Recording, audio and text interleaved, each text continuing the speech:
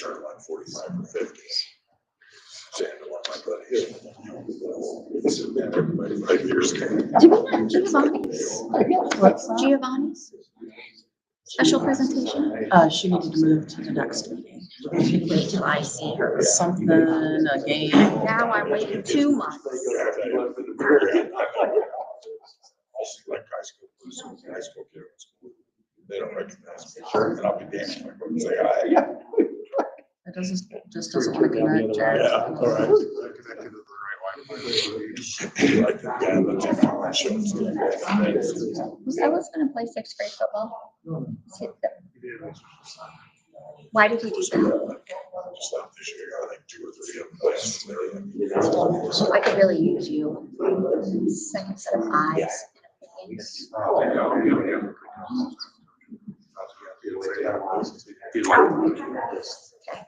you try to keep up with Yeah.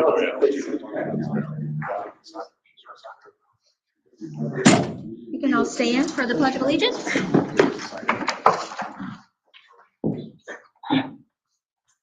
I pledge allegiance to the flag of the United States of America and to the republic for which it stands, one nation, under God, indivisible, with liberty and justice for all.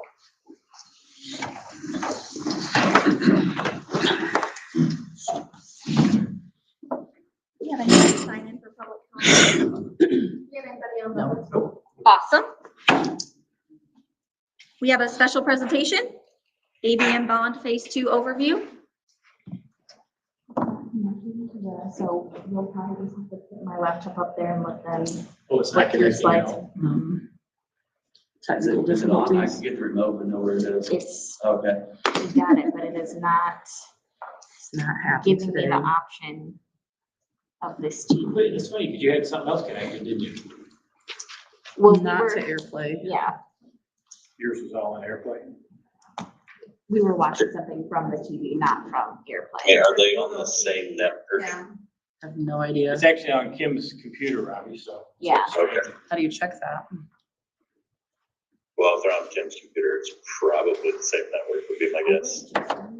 Go pick it up. When you have to AirPlay, if it's The not on the what? same network, it won't Settings? connect. it let me pay, I mean, it let us pair, but Wi-Fi. Well, if that would go away, so I could see.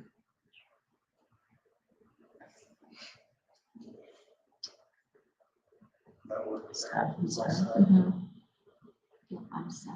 connected.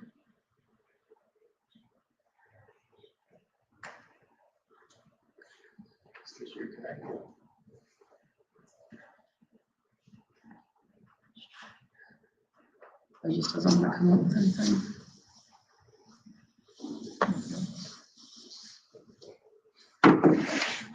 Much for a trial run, huh?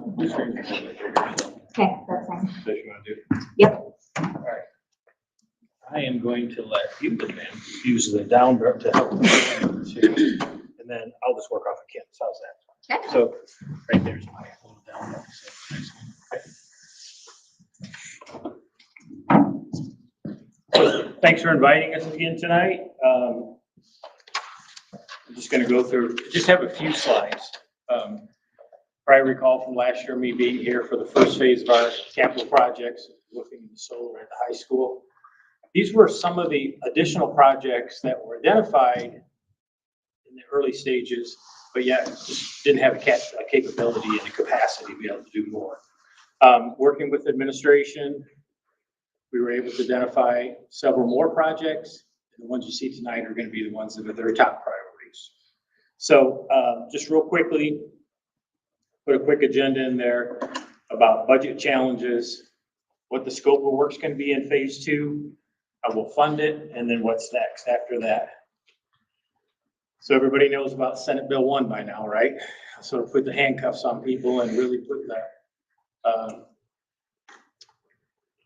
restrictions on all municipalities, but heavily on schools. And I think Mr. Morgan was quoted saying it was going to cost this district about $900,000 in the next 3 years. So it really makes you then refocus on how do we provide the best quality education and still take care of our facilities at the same time. So we think we've probably come up with a way for us to be able to do that. But there are a couple other things that are happening too that are sort of out of your control. The old student enrollment situation where the birth rates just aren't what they were at one time. And so they're not having as many new kindergartners coming in as what you were expecting. Increased operational costs, but those things never go down. You say whether it's utilities, whether it's cost of construction, whether it's cost of just buying products and supplies, it never goes down. And then the fact that the referendum didn't pass also, because that was going to be a little bit of a savior to all the budgets because we will have some additional revenue. So I know I worked with Kim, Robbie, several other people in the district to find out how can we maybe overcome some of these things. And they were well on the way. I think I told you guys before, I'm a retired schools assistant superintendent out of Michigan. I dealt with this for like 20 years. So I understand that every year you get thrown a different curveball. And some of the things you have no control over, like the state decides to change something, usually mid-year for you or before you have a chance to do that. But so you can control the things that you can control. I know a couple of things they looked at were grade level realignments, all the operational expenses, try to implement some of those implemental savings as far as cost savings. You do have the option, I know Kim's worked very closely with your council and also the financial advisors to say, staying within our current tax levels and within our current assessments, we have some capacity just based on property values to issue another GO bond, which is, a way to do that. And, the GO bonds are restricted just to capital improvements. Can't use them for salaries, can't use them for other things, just for capital improvements. And then leveraging that ITC money, even though the president's new legislation is going to limit that in the future, we think there's a possibility we can get one more round of the Inflation Reduction Act money. You're supposed to be getting the check, I think, in January. Does that sound right, Kim? Okay, and if we get this project completed by June of 26, we can get another round of it. So it's additional funds that you weren't really expecting. So phase 2 goes like this. It includes new bus garage on the high school site, more solar on the elementary building, building envelope improvements, and the replacement of the 1994 chiller that's at the junior senior high school. It's very close, if not at the very end of its useful life. And we said, how are we going to go about doing that? We talked earlier about the GO bond. We will definitely reduce capital outlay going forward by doing these things. We'll reduce annual utility expenses as well. We'll eliminate the lease for the bus garage, so you won't have to pay that anymore. And we'll have a long-term strategy in place to address utility costs, because I think on the pages I show there that the solar array on the elementary, basically because of the size and also because of what it spends, will take about 90% of that off the grid. So you'll be able to do 90% of your utility or your electric spend just from the solar. And then, like I said, leverage the ITC money again. So we're here this evening presenting all of this. Went through this already with Mr. Morgan and Kim on several occasions, looking at this to basically align the contract with the federal legislation. We've got the winter to deal with, but we think we can get it started, get everything completed in the spring, meet the deadline for June as well. That would require us to start probably in November with the design process. A lot of engineering has to take place, a lot of drawings and things like that to be done, and then move with the construction schedule to try to get everything done prior to that June date. So that's where we are. Skip over, I'll show you a couple more things. Robbie, you've seen these. One thing he asked me to do was to provide a savings assessment so far on the high school, junior high savings. In the first column to the left, it has last year's July of 24 consumption. The next column has July of 25 adjusted for degree days. So, hotter days where we have to adjust for it. And then the very third one shows actually what you consumed versus what you should have consumed without solar. Shows that the solar produced about almost 52,000 kilowatts and saved the district about $8,500 just in July. So it's a good investment for you. The next couple slides, I talked to you about the elementary school. And we're showing it would be able to handle with the solar there as well. It currently has a load of about 232,000 kW. And with the solar on it, it would only consume about 21,000 kW. So about 90% of that could come offline, off grid. You'd be producing that yourself. And then the next couple pictures are just a couple of renderings of the bus garage and the layout. Robbie asked for as well.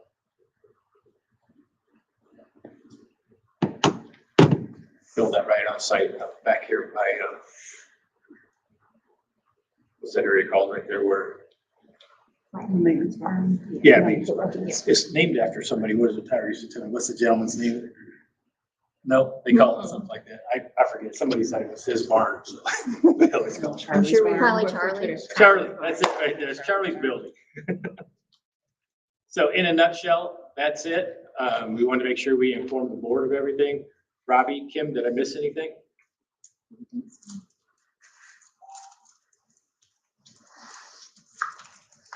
Okay. Thank you very much. Sorry about the technology. As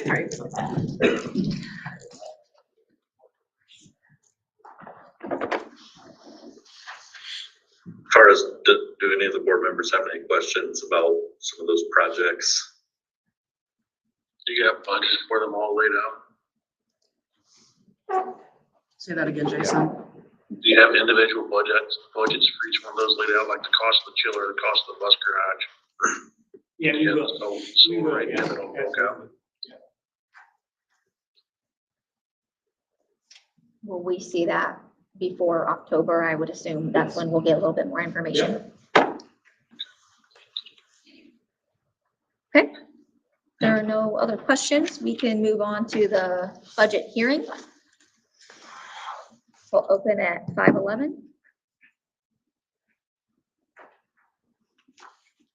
I had a meeting with the DLGF on the 8th. They did look everything over for our 2026 budget.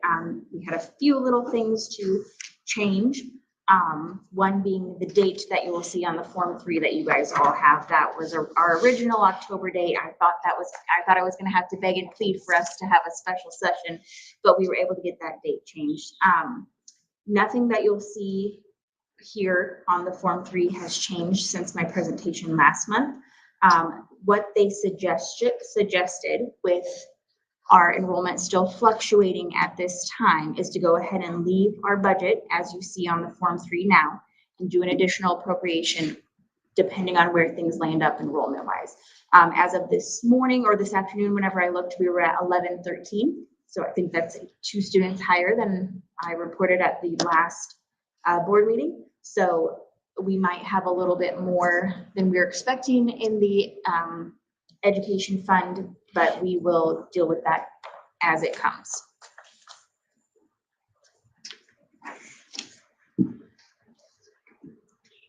Any questions from the board?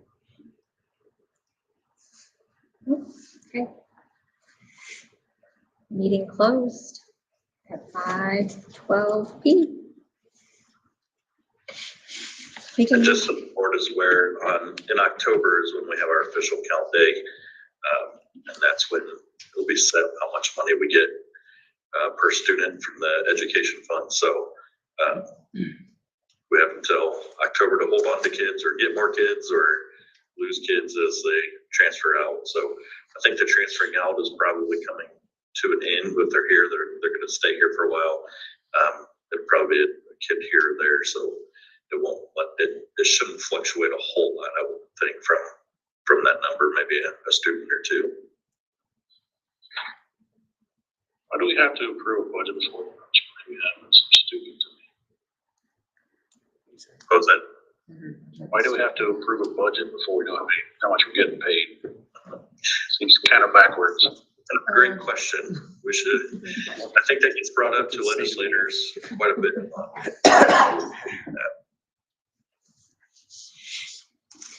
With that, moving on to consent items. Approval of minutes from the August 18th regular session meeting. Approval of the August 8th and August 25th payroll and claims from August 19th through September 15th. Personnel, acceptance of resignation of Tabitha Thompson, CNE paraprofessional, Amy Young, transportation director, Recommendation to hire Morgan Kaufman as junior senior high part-time paraprofessional, Rachel Betts as CNELC part-time childcare worker, Amber Spencer as CNE paraprofessional, additional fall athletic coaches, Kendall Rupert, junior high cross-country head coach, Desiree Burdette, junior high cheer head coach, Brody Morgan, junior high football assistant coach, Drake Wright, junior high football assistant coach, Jared Wright, junior high football assistant coach. May I have a motion? I'll make a motion. Second, Ryan? All in favor? Aye. Aye. Opposed? Passes 5-0. Recommendation to approve a preliminary bond resolution. May I have a motion? I'll make a motion. Jared, I'll take yours. Brian, second. Second. All in favor? Aye. Opposed? Passes 5-0. And just to note in there, Kim, correct me if I'm wrong, though, working with Baker Tilly, with that resolution, our tax rate will stay the same at, I think it's at 81 cents right now, 81 cents. It will not affect our tax rate. So we had some debt falling off, and so that will take that so we can continue to upkeep our facilities. Before we go on to these next two motions, can we get some explanations on what these are? You ever reimburse the expenditures in the supplemental plan? What are we talking about on those? I can. Yeah, go ahead. So the declaration to reimburse expenditures, that also goes along with the bond, Jason. And that's just giving us, like, it's kind of ensuring that we will make payments, but it's also giving us the flexibility that if we have some soft costs before we actually have the bond sale, we can roll those into the bond premiums. Okay. And then the supplemental pay is new for legislature this year. So they have given board superintendents the ability or several, which is in that resolution. I don't have it in front of me, for several things to be able to pay teachers in hard to find areas, for competitive pay, all those things. So that used to be you could just take it. Now you have to have a resolution because it takes from the ed fund, and it can't be negotiated at that. So that money is taken out of the negotiations. So that's where we'd set it. I think the resolution says $10,000 to be set aside. That way we have things where if we need to try to compete with another school for a teacher, if we're losing one, we have a little cash that we can do. If it's in a high need area, there are like 3 different stipulations on that. I think it's in the resolution in front of you of what those things are. You feel like that's enough money? Yeah, because up until this year, we haven't used any of it. We will be using some this year, but if it's not, we'll have to come back to the table next year, do it all over. I mean, you have to do it every year anyway, so. Okay, thank you. Okay, recommendation to approve a declaration of official intent to reimburse expenditures. May I have a motion? I'll make a motion. Second, I'll second. all in favor? Aye. Aye. Aye. Opposed? Passes 5-0. Recommendation to approve a resolution to establish supplemental pay. May I have a motion? I'll move. Second, I'll second. all in favor? Aye. Aye. Aye. Opposed? Passes 5-0. Recommendation to approve obsoleting items, junior, senior high weeded library books. From what I gathered, these are books that are a certain date old, not necessarily anything else other than age. Yeah, these are books that are fairly old and, or haven't been checked out in years. Thank you. And then recommendation to approve, may I have a motion? I'll move. I'll second. All in favor? Aye. Opposed? Passes 5-0. Recommendation to approve first reading of Neola policy repeals. May I have a motion? So before you vote on it, these are just the repeals that we were with Neola a couple years ago, kind of right before I took over. We switched to ISBA policies, and these are just repealing those Neola ones, so we can put the ISBA. Really, there's not a whole lot of. I mean, Jared and Brian can tell you, there's not a lot of language difference in any of them. Just a couple words here or there, and it's just replacing the Neola policies with the ISBA policies. Recommendation to approve the first reading of Neola policy repeals. May I have a motion? I'll make a motion. Second, I'll second. all in favor? Aye. Aye. Aye. Opposed? Passes 5-0. Recommendation to approve first reading of ISBA policies. May I have a motion? Second, I'll second. all in favor? Aye. Opposed? Passes 5-0. And again, those policies are, they're just the ones replacing the Neola ones. They're not, there's nothing new. It's just the ISBA's version of them. Recommendation to approve overnight and/or out-of-state field trips. Varsity girls basketball to GNN Retreat in Coldwater, Michigan, October 23rd through 24th. FFA to National Horse Judging Contest in Columbus, Ohio, October 13th through 16th. FFA to National Meets Judging Qualifier in Manhattan, Kansas, October 18th through the 23rd. FFA to National Convention in Indianapolis, October 30th through November 1st.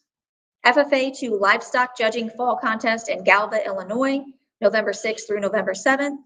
FFA to State Forestry, Crops, and Entomology Contest at Purdue, December 12th through the 13th.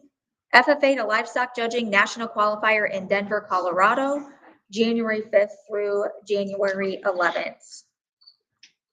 And these, most of the FFA ones, they fundraise to be able to go on these trips. So they're hard at, they're fundraising now. The great thing is that our FFA is super successful.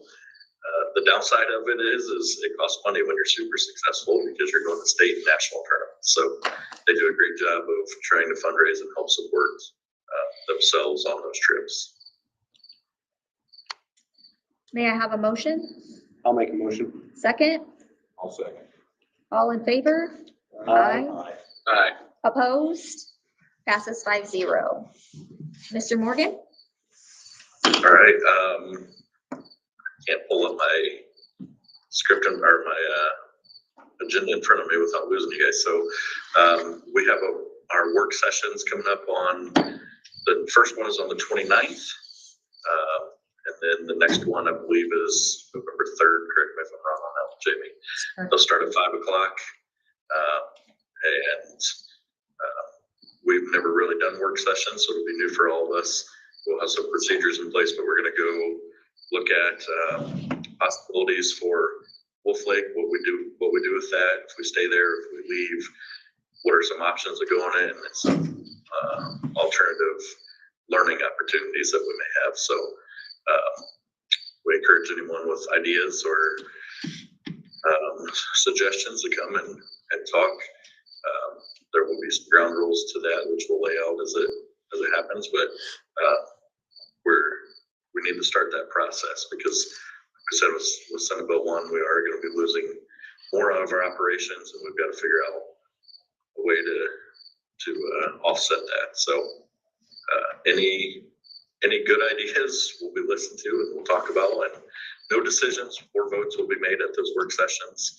They're clearly, their sole purpose is to take ideas, talk about them, and start formulating a plan from there.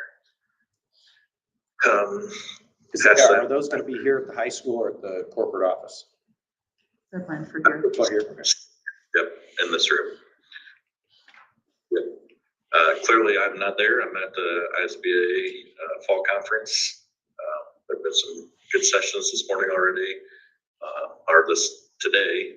This morning, met a great keynote speaker, and then attended a conference on improving attendance and how to work with families on that, especially with some of the new legislation that came out with attendance. So that was interesting. And then also navigating which is kind of appropriate for tonight.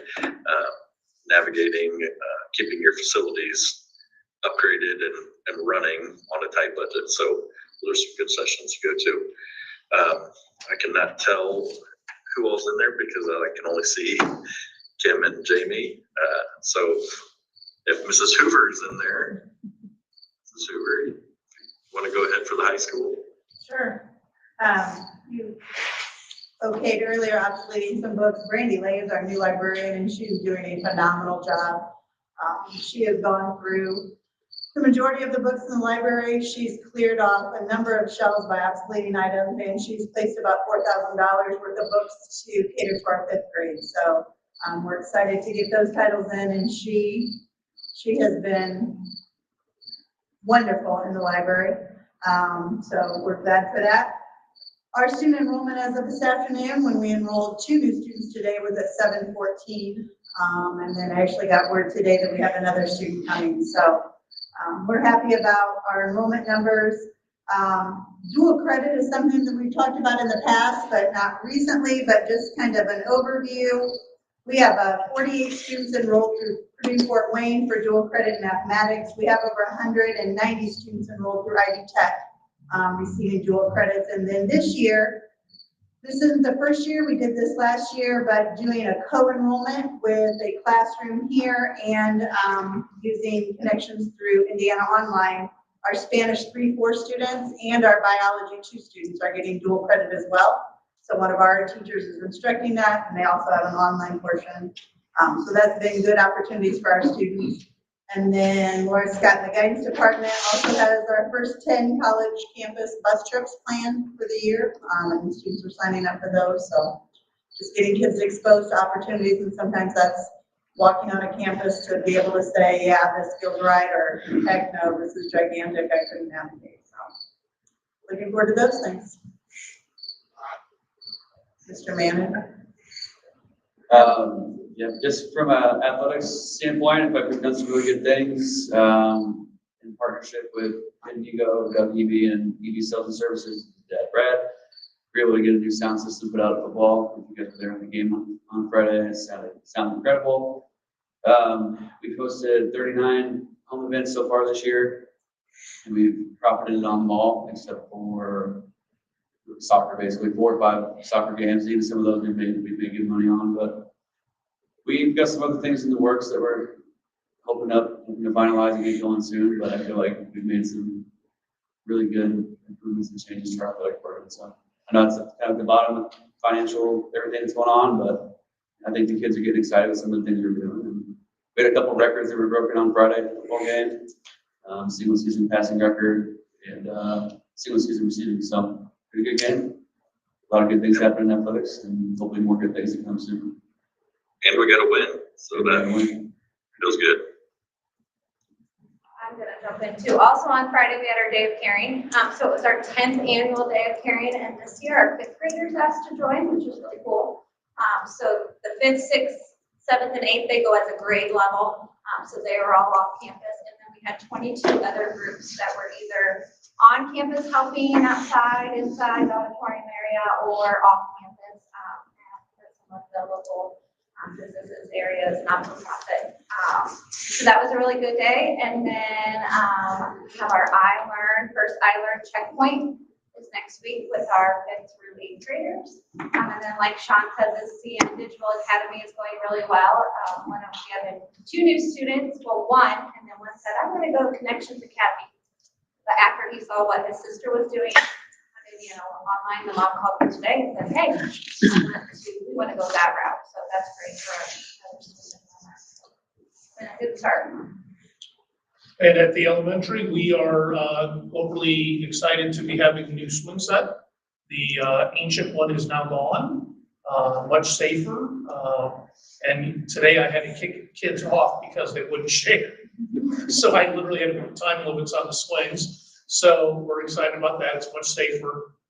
We are happy we also got 2 new students starting tomorrow, Wednesday.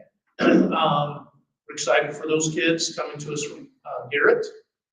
We are getting ready for iLearn as well. I guess the biggest change for us is still accommodating second graders and their teachers and making sure they kind of figure out kind of what we do at the elementary, and they're doing great. The teachers are doing great with the changes.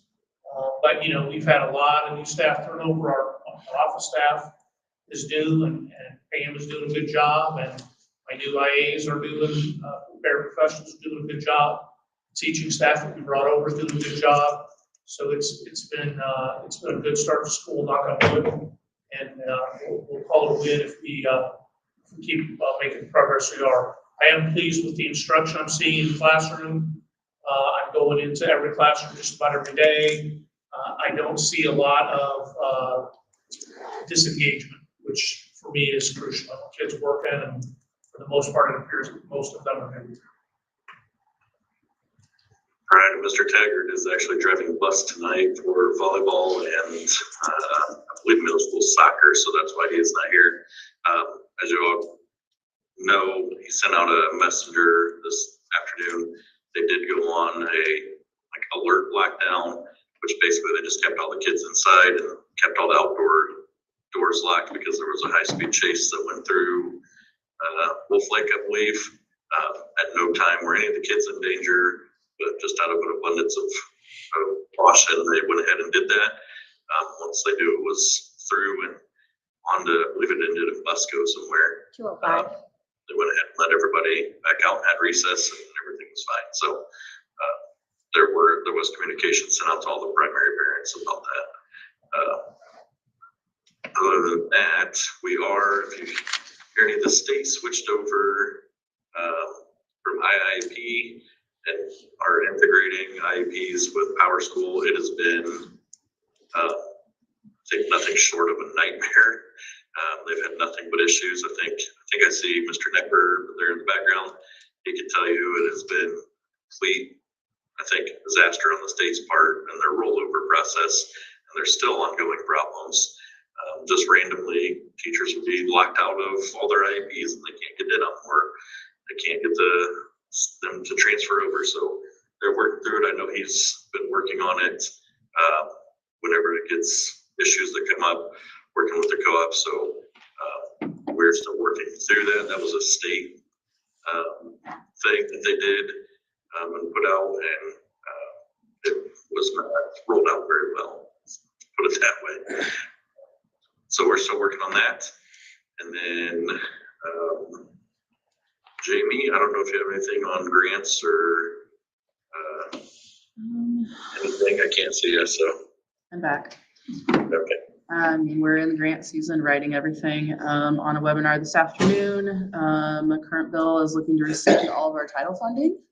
So they have decisions to make by the 30th. And hopefully that doesn't happen, because that could take us down at least another 25% in what has already been reduced.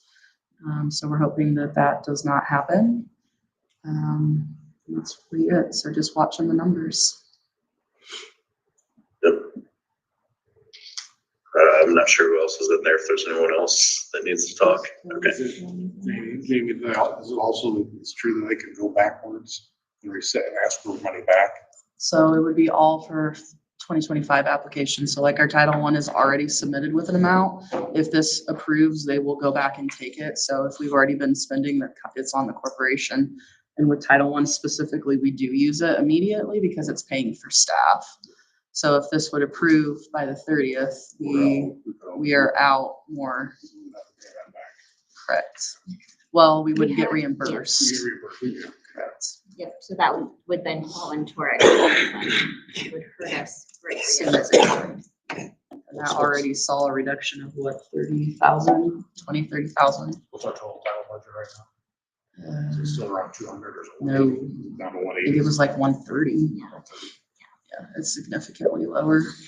Significantly lower. And that was removable, all other title funding, right? So 3 and 4. Yeah, 3, they're looking at going away with completely, and 2 and 4 would be rescinding at least like 25%, which we're not spending out of either of those yet, but applications are due in a month. So a big limbo there on what to do.